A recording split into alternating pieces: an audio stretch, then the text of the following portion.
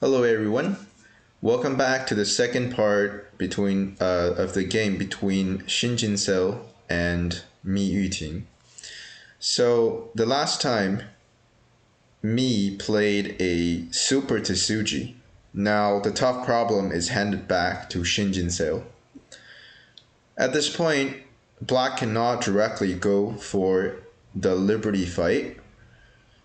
So just to recap, if Black plays out this one, White will Hane, Black blocks.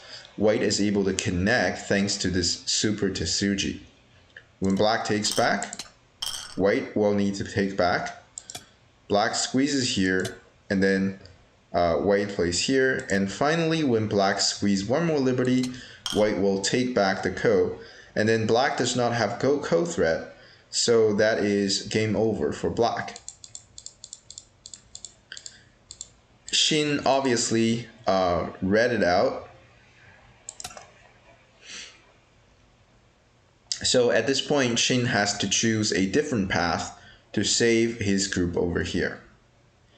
In the actual game, Xin decided to cut here first. This is a Sente. White Ataris.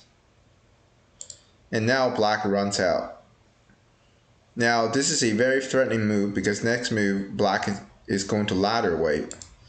White plays the push and then Black plays H10. White extends up. So here maybe some viewers would be questioning, well, why does White have to sacrifice the middle 4 stones? And the reason is not so obvious. Because if White escapes, and the best way for him to escape is to play J8, Black can attach on top. Now White has no choice but to turn out. If you Hane, Black can cut, and then White is dead inside. White needs to play here. Black will Hane on top. White has to turn here as well. Now Black can now play out a couple forcing moves. This is all forcing moves against this group. Now this group is successfully out. However, when Black pushes here and then nets White, White only has 3 liberties. It does look like there is a some sort of Tsuji here that it can get White out, right? There's a lot of weakness, but because Black can take this in Sente, this is not so much of a problem for Black. So at this point, this is a Sente. White needs to capture back, and now Black can break out with the double Atari. So maybe White can manage to break out in this direction. So it's a very complex fight basically. So White can extend out, and then when Black pushes out, White can push out like this. Black Ataris, and then White can extend out. However, after this, what's going to happen is that this group is actually going to be in serious trouble. So this is not going to work out well for White. Obviously, this is a very long sequence that both players had to read out to basically both agree on the fact that White cannot run out at J8. That definitely takes a lot of time in the real game for both players to read out. Alright, so when Black Kosumis, White decided to abandon the 4 stones here, which is the correct idea. And Black comes back and capture White. White now needs to spend an extra move, making sure the corner is killed. Black captures, White takes back. And then Black exchanges 1 move. And then Black runs out with E13. White now kicks at D13. So here, a possible variation is actually for White to connect at E2. This is extremely chaos, and I think none of the players would actually be able to read this out in their game, given that Nongxin Cup is a fast game. I think it's with 1 Byoyomi only, that is 60 seconds. So if black connects, there's so many variations to read out. The goal here for white is to actually kill this group. So white has lots of variations, such as push and then play the small knight. That's one variation. White can also choose to push a second time and then play out small knight. When black hops down, white can kusumi down. So white definitely has a lot of weaknesses, but also if black cannot manage to break out, obviously that's game over because black is dead. So in the actual game, because of the complexities of the reading, none of player, especially Shin, was not able to read this thing out, and then he decided to not immediately drag this group out. So in the actual game, black plays an exchange, forcing white to play d1, and then black decided to clamp at q9. So this was probably a time suji for Shin because of how much time he had to spend to survive in here, right? Because of the pressure that Mi was able to apply to him. White now counterattacks. White can also choose to just back down. This is not usually what a 9p professional would play, but in this case, given how thick black is on the outside, this is probably a okay choice as well.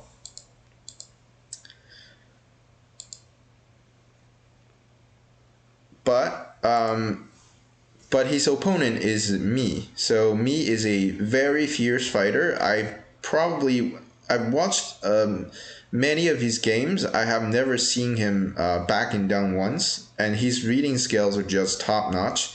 So he's not scared of anyone when it comes to fighting, even the #1 Go player in the world. White pushes up, black extends down, white needs to connect. Black pushes up once more, white hanes, and then black extends down. This move is actually not so intuitive, but it's the correct move. If you just play out the jump here, white is able to hane. When you hane, white can cut. And now, if you capture, white can actually probably Atari on top, or even extend. That would be even worse for black, right? If you try to keep going, then there's this throw in. After which this is probably game over for black. Right? So black cannot even play out like this. So this is a common shape. Making sure that your opponent does not have the chance to connect on the second line is very important. White hanes, black attaches. If white hanes, black can cross cut. This is a common shape as well. There's no way for white to prevent black from breaking out either. Now, not only that, but also white has tons of weaknesses on the outside. So this does not work for white. So instead of blocking here, white decided to play the hane. Black cuts, white extends. Black ataris, white connects. And then black now needs to get himself out. So here, if you actually connect, because of the P11 stone, now white can actually block. When you cross cut, I can atari and then capture the stone here, and then these guys also die, and then that's game over. Black hanes, white ataris, black extends, and then white extend. This is looking at the ladder here. Black extends once more, and then white comes back and capture the stone completely, as well as making an eye on top. So at this point, white has an eye on the bottom, and then there's an eye on the top, so white is alive. On the other hand, black gained a lot by capturing the 3 stones over here, as well as the territory on the top. Now, is this move a sente move? This is actually not a sente move, because the next move, black exchanges one more move, white needs to go back and capture the corner, And then black decides to play here. So if white tries to run out, black can actually wedge here. There's no way for white to get out from here. And of course, if white plays here, it's the same idea. All right, black can just squeeze over here, and then white is dead inside. So no problem in the center. Very important to read this out. If you actually, like some of my viewers would do, play an extra move here, this would be wasting one move, which it would be a very terrible outcome for black. So in the game, black decides to attach, and then white decides to extend down. If black now connects, he's thinking, oh, probably now I can, I can probably get out because of the stone over here. Well, turns out that it's not necessarily going to work for black because white can probably play out something like this, and then just play out like this, or even this is not. It's not so clear how black is going to live, just from the intuition. But obviously, there's a lot of reading to do. Even at this position, it's not easy. It's not easy to kill black. But if ever black dies inside, the game is immediately over. So Shin decided to not take that risk. Instead, he decides to come back and go for a territorial endgame. So a lot of my viewers would be tempted to play a move to fix, but this is just way too efficient because next move, if black gets to expand the side, this is a leading game for black. So in the actual game, white decides to fix in a very efficient way. So previously, we already said that it was already risky for black to drag this group out. Now with this stone, black can definitely not drag this group out anymore. So instead, black decides to go from the outside. White reinforces the bottom as well as keeping these guys in check. Black extends, that's a very big move. And then white now decides to invade this area a little bit, and then gets out with a very light move. Now this is obviously looking at this push here, so black needs to defend. Black attaches, white attaches now. This is a sente, right? If you play something else, then white can Atari here. That's game over. Therefore, black comes back and fix. White attaches, black honeys. White extends, black extends. White now needs to turn here. Normally, most of the time you want to block down, but not this time, because when black pushes up, this is really painful because these guys pretty much have to run for their life, which means this area is going to be completely broken. So white needs to turn, giving up the side territory, but making sure that this group is connected. Black plays the all night, white Ataris, black connects, white peeps, that's a sente, black connects. And now white plays a Kosumi, making sure the center is reinforced. So if this was a long game, I believe that black would actually spend a lot of time reading out if this push and cut works. It is very complicated inside. I still don't know at this point if this push and cut actually works. But for a fast game like the one they're playing, there's no chance that Shin would take this risk. So instead, Shin decided to pull this stone back. This is something that he can definitely read out in 60 seconds. White Hanes, black Hanes back. White Hanes on the bottom, and then black Hanes. So here, if so let's say, for example, if white cuts over here, there's actually a lot of risk in here because black you probably have this Atari and Hane. So, for example, if you just play out this one, I think what black can do is just connect back. You can get this Atari, but you have to go back and fix this weakness. But now, after all this exchange, when this gets played, it's very hard for white to defend. These guys are in very serious danger, right? This push and cut is pretty real right now. So, for example, if you... Right, so this is just very risky for white, right? Black can just connect like this.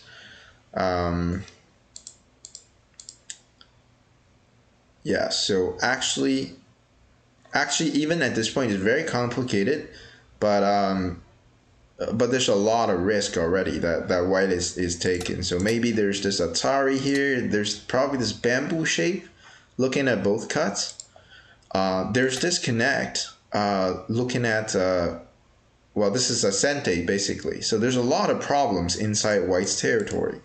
So white has to be very careful and read everything out. And he probably doesn't have the time to read everything out. In the actual game, white decides to Hane because this is a variation that is easier to read out than the previous one that I described. Black Hanes, white now cuts, black connects, and now white comes back and fixes this very important shape. Making sure this cutting point disappears, and then there's nothing inside here. Black Ataris, white extends, and now black was able to capture the stone in sente. White has to go back and play the tiger's mouth. The next move, Shin played a AI recommended move that is very this move is very hard to find, actually, according to humans. Sorry, not according, but just for humans, this move is extremely hard to find because it's just not somewhere you would play where you place your stone. But this is, according to the AI software, this is the best move at this point. That shows you how good Shin is as a Go player. So we have been talking about like probably close to 200 moves. I don't know exactly how many moves we have covered, but at this point, I think both players pretty much played perfectly. A lot of Tsujis in the game, a lot of correct readings. As well as just their moves are just very good, even according to AI, right? So both sides made no mistakes until this point. The game is more or less even. Probably it is a little bit better for white, but it is still a very close game just because the quality that both players were able to deliver. And the next move, white plays the Atari at K11. This is probably the first mistake from me in this game. The correct move is obviously to connect at H12. And the reason I say it's obvious is because if the best Go player in the world plays a squeezing move like this, you should probably think twice before you Atari like this. So if this is a amateur level game, let's say we are playing against a 5Q, and then he plays this squeeze move, then probably that's just an obvious mistake because then you get pretty much slap in the face like this, right? So you Atari, I connect, and then then we're not even sure what black is doing with these two moves. But this is definitely not something that you can expect from Shin. He is a 9P professional world champion for many times. And then when he plays out this move, obviously it looks like it's a trap that you cannot Atari at K11. So it is kind of amazing it's kind of strange basically to see me actually played out this move without thinking too much. And then I remember the commentators were really shocked by White playing this move. They're saying exactly what I just said, so I'm just pretty much translating their thoughts on this move. Is that, well, obviously you cannot play the K11 move because your opponent is the best player in the world. He's not gonna get slapped in the face, and likely this is a trap. So as it turns out, it is actually a trap, and then White fell into the trap. So the next move, Black plays out the D14, and then very unfortunately, this was the last move of the game. Not because White resigned at this point, but there was a network failure at this point. So the next move, me clicked on F14, but this move was not transmitted. And therefore, that is the end of the story. And then the two players will have to rematch. So if you follow like the Nongshim Cup, you know what happened later on, right? They rematched. And I encourage you to go check out the rematch game as well. It's definitely not as exciting as this one. But at this point, what happens, right? What is going on here, right? So let me just first of all show you a simple variation of how this game continues. So when Black Ataris, White has to turn here. If Black plays here, White pretty much has to capture. Making sure Black does not get the G13 move, because that would be very disastrous with this part. So at this point, Black Ataris, White needs to connect, and then there is this Atari here. Now if White just connects, then Black can Atari here first. This is an absolute sente. White has to connect, and then Black can push at G12. And that's a time for White to resign, because the entire center just got captured. And then it looks like there's a lot of Atari, but actually none of them works for White. So that would be game over right here. Well, so that is just one of the variations that can happen after White runs out. So there's so many variations actually that follows after this. There's also the variation even White sacrifices these two stones. So we will spend a third video showing you all the variations, and I think it is truly the best part of this game that I think I won't just wrap everything up in this video. So I'll make another video talking about the untold story, like what happens if White actually turns at F14, and are there ways for White to resist this devastating Aji here. This is a lot of Aji here inside White's territory right now. And I would say the most unfortunate thing is that we were not able to see what actually happens in this game because of the network failure. But I will present the exhaustive variations in the next video. So if you still haven't subscribed to the channel and you want to see more videos like this, and then you want to make sure that you don't miss any future videos like this, feel free to subscribe to the channel and give a thumb up if you like the video. And thank you very much for tuning in, and I will see you guys next time.